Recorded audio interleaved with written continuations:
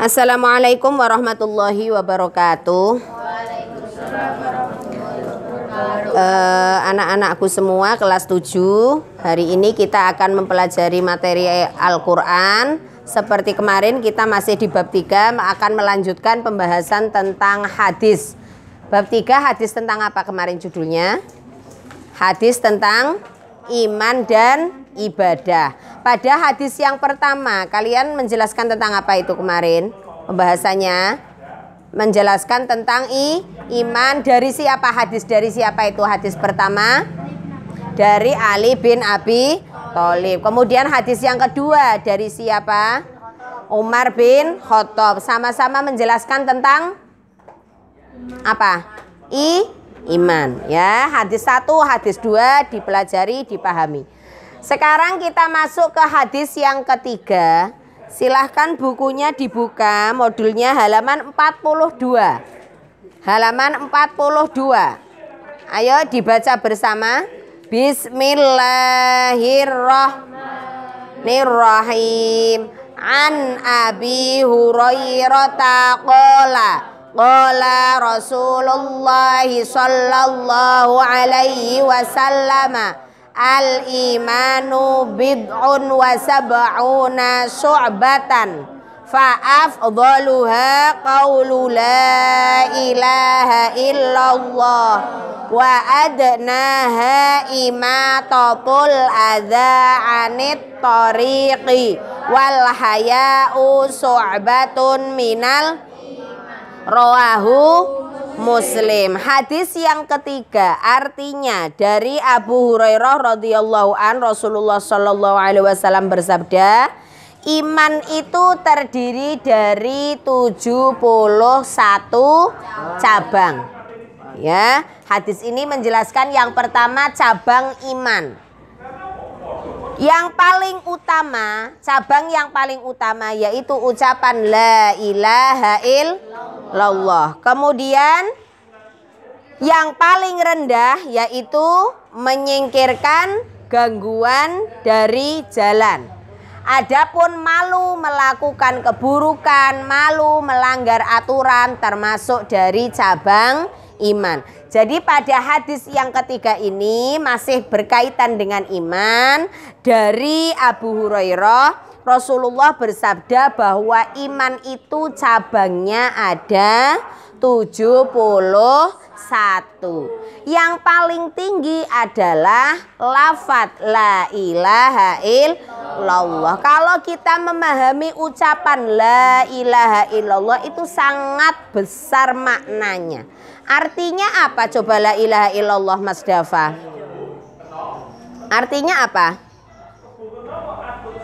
Atau Mas siapa namanya ini? La ilaha illallah artinya apa, Mas? Enggak memperhatikan. Ayo siapa yang tahu arti la ilaha illallah artinya?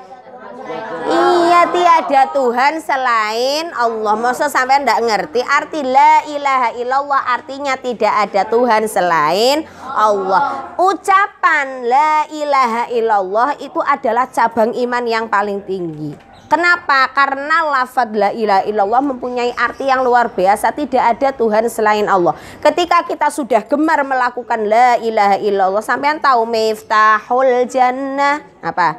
La ilaha illallah, pintunya surga adalah la ilaha illallah. La ilaha illallah ini bukan berarti hanya mengucapkan la ilaha illallah saya sudah beriman, tidak. Tetapi menerapkan kandungannya, memahami kandungannya, itulah cabang yang paling tinggi. Tidak ada Tuhan selain Allah. Ketika kita sudah menerapkan di dalam hati kita bahwa tidak ada Tuhan selain Allah, apapun yang kita lakukan semua tertuju karena Allah. Sampean ngaji karena mengharap ridho Allah, sampean sekolah mengharap ridho Allah. Setiap perbuatan yang sampean lakukan, ibadah apapun, selalu mengharap ridho Allah. Tidak ada unsur pamer kepengen dilem orang lain, tidak ada. Ketika kita sudah menerapkan la ilaha illallah, maka setiap langkah kita akan berhati-hati karena kita yakin Allah selalu mengikuti setiap langkah manusia.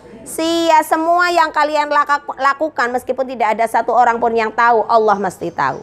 Ini makna dari la ilaha illallah, termasuk tingkatan iman yang paling tinggi. Kemudian wa adnaha imatatul adza anit thariq. Dan cabang iman yang paling rendah, adalah menyingkirkan gangguan yang ada di jalan. Gangguan itu apa saja? Contohnya misalkan sampean sedang berjalan, tiba-tiba di tengah jalan ada batu besar. Keinginan sampean, ya digerakkannya hatinya sampean ingin memindahkan batu besar ini ke sebelah biar tidak berbahaya untuk orang lain. Ini merupakan cabang iman. Ini iman yang paling rendah. Kalau sampean belum bisa, kalian belum bisa melaksanakan ini, berarti sampean belum punya iman. Ya, kita bisa terapkan ke konteks yang lain. Contohnya misalkan sampean habis nyuci baju, kemudian kalian menjemur. Ketika menjemur baju, ada baju teman sampean yang pada jatuh. Ya, kalau kita terapkan pada konteks ini, berarti sampean secara naluri akan mengambil baju teman-teman kalian, akan ditaruh lagi. Ketika sampean melihat seperti itu kok diam saja, apalagi berpikir alah iki dudu bajuku wae, sampean ida-ida pisan sampean menjemur di atasnya. Ini berarti sampean belum punya iman. Ini iman yang paling rendah itu. Ya, menyingkirkan segala sesuatu yang ada di jalan. Ini realitasnya banyak, konteksnya banyak, tidak hanya menyingkirkan batu saja, tetapi kepekaan sampean terhadap lingkungan. Misalkan kamar kotor, meskipun bukan piketnya kalian bersihkan, ini juga termasuk cabang dari iman. Yang sering saya sebutkan itu kecerdasan emosional. Ya, peka. Paham ya? Ini cabang iman yang paling rendah, menyingkirkan halangan yang ada di jalan. Apapun, misalkan lagi jalan, ada sapu di jalan, kok ini sekiranya orang di belakangnya kalian kalau jalan bakal jatuh, pirekno. Sampean jalan ada air yang tumpah. Ya, tidak harus siapa ini yang buang air dibuang sendiri, ndak usah, sampean ambil lap, dibersihkan baru jalan. Itu adalah cabang iman. Jangan dibiarkan saja. Kalian melihat ada air, sudah tahu ada air, dilompati, kalian jalan di belakangnya kalian nggak ada yang tahu ada air, duweblak buak jatuh. Nah, berarti sampean belum punya iman. Paham ya? Kemudian yang ketiga, malu melakukan keburukan adalah cabang iman. Malu bolos sekolah, cabang iman. Ketika ada anak bolos sekolah tidak punya malu, berarti belum punya iman. Paham? Bisa dipahami? Untuk hadis yang ketiga, paham ya? Jadi tadi Rasulullah mengatakan bahwa cabang iman ada 71. Yang paling tinggi apa itu? Ucapan la ilaha illallah. Kemudian tingkatan yang paling rendah, menyingkirkan batu di jalan atau halangan apapun yang ada di jalan. Yang ketiga, malu juga merupakan bagian dari iman. Malu di sini malu melakukan kejelekan. Bisa dipahami ya? Itu tetap dihafalkan. Nanti hari ini setelah saya jelaskan untuk yang pembelajaran tatap muka, langsung hafalan 2 hadis yang kemarin, yang 1 dan 2. Kemudian yang di rumah untuk hafalan hadis 1 dan 2 silahkan di video dan dikirimkan ke Bu Ainun sebagai tugas. Itu saja, saya akhiri. Wassalamualaikum warahmatullahi wabarakatuh.